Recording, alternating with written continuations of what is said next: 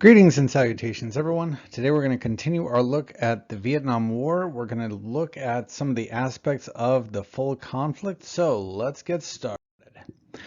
We left yesterday with Congress giving President Johnson full ability to enact how he saw fit the end of the war, a real blank check to fight how whatever means were believed necessary.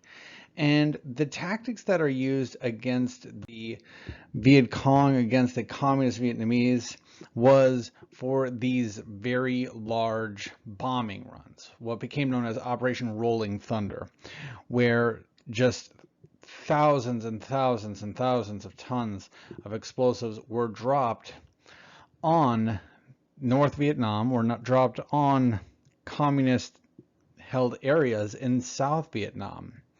And the Vietnamese did not have the capacity to shoot down the high altitude bombers, and for a while the jets either. So we really did have tactical air superiority for a part of the war until we didn't. And once that became a feat, this option was really no longer feasible.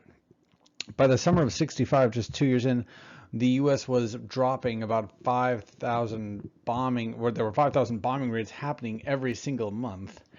And when you consider how much explosives were being used and how devastating these were, they did not demoralize the Vietnamese like the original analysts expected. In fact, it strengthened the guerrilla warfare much more. Remember, we mentioned this last time, that the North Vietnamese and Vietnam itself had a long history of fighting back from a foreign invasion. So this was just a different aspect of the war. And since the bombings didn't work, there had to be some new approaches on different tactics. And one of those tactics was using chemical defoliants like Agent Orange. The idea was the guerrilla warriors, the guerrilla fighters of the Viet Cong, were hiding in the trees, hiding in the forests and jungles of Vietnam.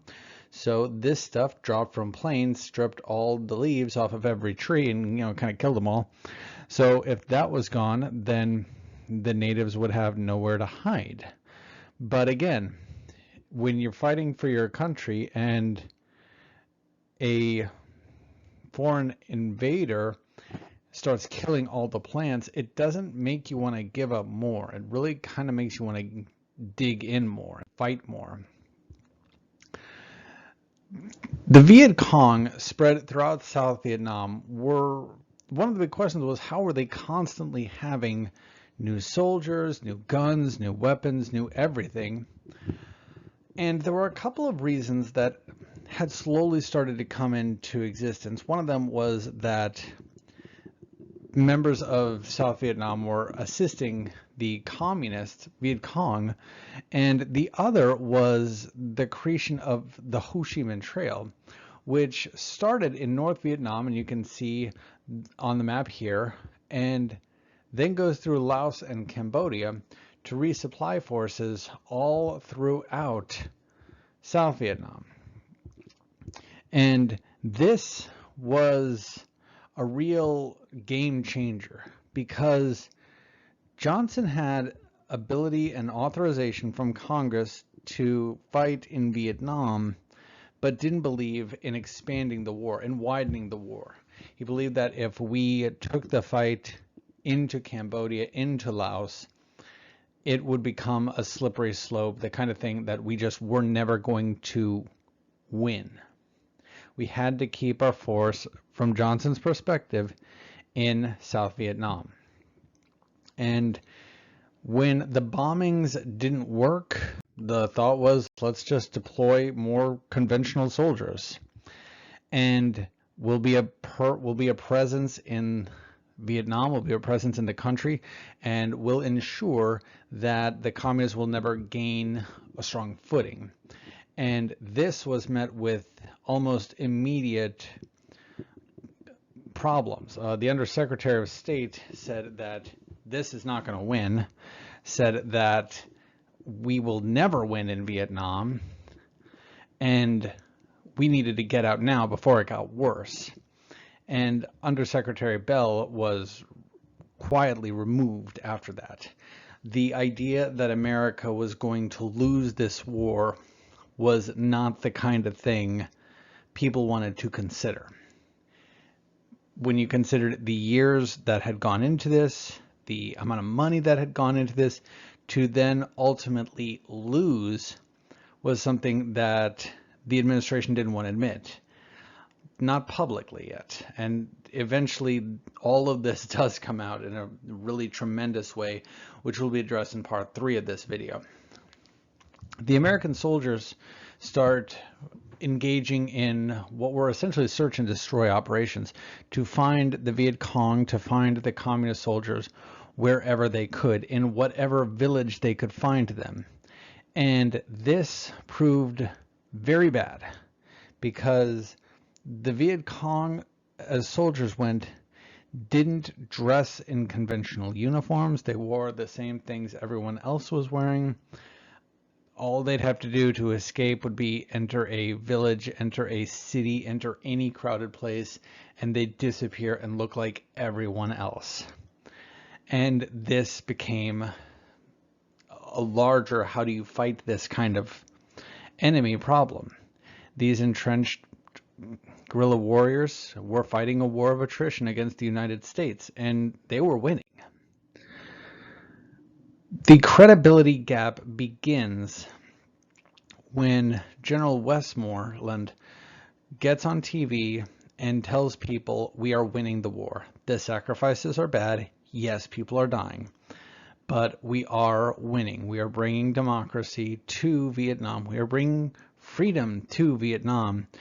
But this was not easy to believe, because if you turned on the nightly news, the news broadcast shows horrible image, shows horrible death tolls, people coming home maimed, people who had served, who have terrible stories of how bad it is.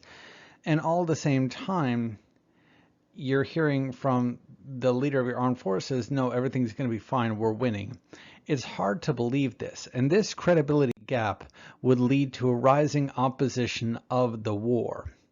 And there were a lot of reasons that Americans started to no longer support the war, in fact, to openly oppose the war. They talked about the government under Nguyen Dinh Diem in South Vietnam, that it was horribly repressive to begin with. They brought up the killing of civilians by American troops, use of napalm on civilian targets, chemical defoliant on, anywhere. And the fact that by 1970, 40,000 Americans were dead, several hundred thousand Vietnamese. The war was getting very expensive, and there was no end in sight. Despite the fact that this was getting more and more expensive, Johnson continued to not raise taxes to cover it. So the economy is just going to get deeper and deeper into debt. We see that the people who are opposing the war was no longer just, a couple of rebel rousers in the streets. It starts to be people within the White House, people within Johnson's own cabinet. And if you went to virtually any college campus at this time, you would see people boycotting the war. You'd see people picketing and protesting everything that is happening. And in 1967, Eugene McCarthy says he's going to run on the Democratic ticket. He's going to run against Johnson. And when we look at presidents running for re-election, typically speaking, the party does not run against them. But there was enough people who were upset about how the war was going that McCarthy starts getting a lot of attention that he might be the next legitimate candidate for the party. We see that in again, typically college classrooms, we see teach-ins. Teachers leave the classroom. They leave to protest the war. Students too. And this was a real crazy thing to really show it's not just the young people who are upset, it's both sides of the desk that are upset. The draft said if you are a college student, you will not be drafted. But these people are willing to put themselves potentially back into the draft because they want to draw attention to how bad this is. They also want to resist the draft. Like if your draft card was pulled, there were a lot of young people who knew going to Vietnam was very dangerous. There was a very, very good chance of not coming back. So they would leave the country. They would see a doctor who would diagnose them with any of a number of ailments that would keep them from enlisting. And to combat this, or one of the other parts of this was you could be drafted at the age of 18, but during these years you could not vote until you're 21. And the argument was made, and the 26th Amendment would be ratified. That meant if you're going to fight and probably die for this country, then you should probably get to vote on the people who are going to send you to wherever. There was the ability to pay a fine to avoid the draft, but it was a lot more than the average person could pay. And there's more and more people who are coming out against the war. And again, this isn't just the college campuses. Dr. Reverend Martin Luther King, Malcolm X, Muhammad Ali, adamantly against the war. When Muhammad Ali, the boxer, the heavyweight champ, his card was pulled, and he said, "I don't believe in the war. It's against my religious principles." He went to prison for that, and that was the kind of thing this was. So as the war kept going on, it kept getting less popular until eventually, well, it's no longer feasible to carry on. But that is a story for another time.